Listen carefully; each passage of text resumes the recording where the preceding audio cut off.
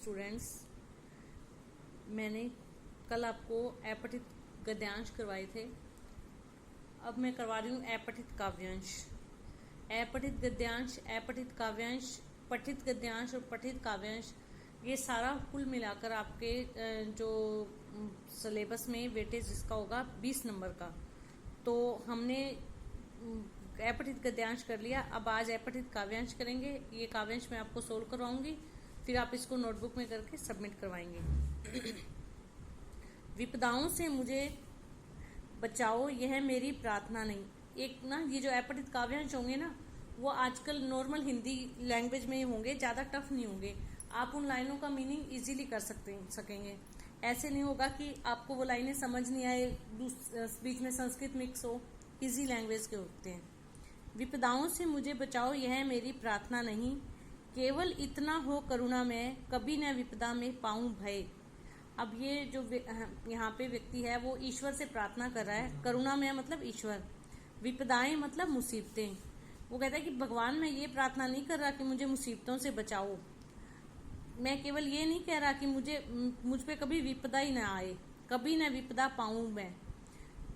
केवल इतना हो करुणामय, कभी ना विपदा में पाऊं भय, कि कभी भी मुसीबत आने पर मैं डरूं नहीं। दुख ताप से व्यथित चित्त को न दो सांत्वना नहीं सही।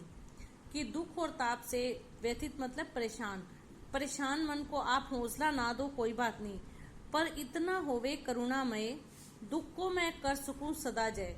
यहाँ पे जो कवि है ना, वो कहता है कि चाहे आप मुझे, मैं ये नहीं कह रहा कि मुझे आप विपदा दुख मुसीबत दो ही ना, और मैं उनसे डरूं, ऐसा ना हो। बस आप मुझे क्या करना, इतना करना कि मैं हमेशा दुखों को जीत सकूं, अर्थात दुख आने पर भी मैं घबराऊं नहीं।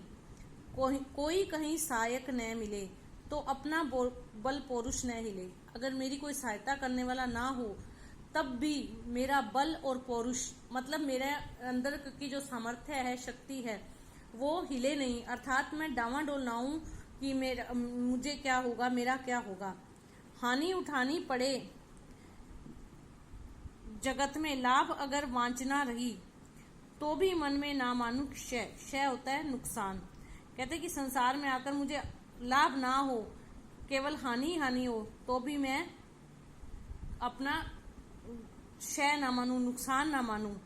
मेरी त्राण करो अनुदिन तुम, यह मेरी प्रार्थना नहीं। तुम दिन रात मेरी रक्षा करो, ये मेरी प्रार्थना नहीं है। मेरी प्रार्थना क्या है, बस इतना हो करुणा में, तरने की ही शक्ति अनामय। मेरा भार अगर लघु करके न दो सांत्वना नहीं सही। कि आप तो इस संसार से तारने वाले हैं, पार करने वाले हैं, तो मेरा भार अगर लघु करके आप मुझे मेरे पापों का बोझ हल्का करके मुझे सांत्वना ना दो, हौसला ना दो, ना सही, बस केवल इतना रखना अनुन्य। मेरी इतनी सी प्रार्थना स्वीकार करना, वाहन कर सकूं इसको निर्भय। मैं इन सारे दुखों का, पापों का बोझ बिना डरे अपने ऊपर वहन कर सकूं, उठा सकूं, सहन कर सकूं। तो अब ये इजीली आपको समझ में आ गया। कुछ वर्ड्स के मीनिंग आते होते हैं, कुछ के नहीं आते होते, तो वो हमको मिक्स करके अपने आप मीनिंग बनाने पड़ते हैं। विपदाओं से मुझे बचाओ, यह मेरी प्रार्थना नहीं। पंक्ति के माध्यम से कवि क्या कहना चाहता है? कवि ये कहना चाहता है कि मैं भगवान से ये नहीं मांगता कि मुझ पे कभी दुख आए ही ना।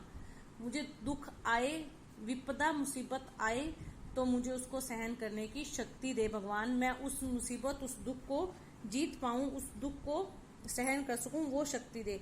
क्योंकि कवि ये जानता है कि इस दुनिया में, इस संसार में हम आए हैं तो हमें दुखों का भी सामना करना पड़ेगा। सुख है तो दुख भी आएंगे। तो वो ये कहता है कि मैं भगवान से ऐसा नहीं मांग रहा कि मुझे दुख ही, विपदा ही ना आए, लेकिन वो उनका सामना मैं इस तरह करूं कि मुझे पता भी ना चले और मैं उन दुखों को जीत लूं। कवि अपना कोई सहायक न मिलने पर क्या प्रार्थना करता है?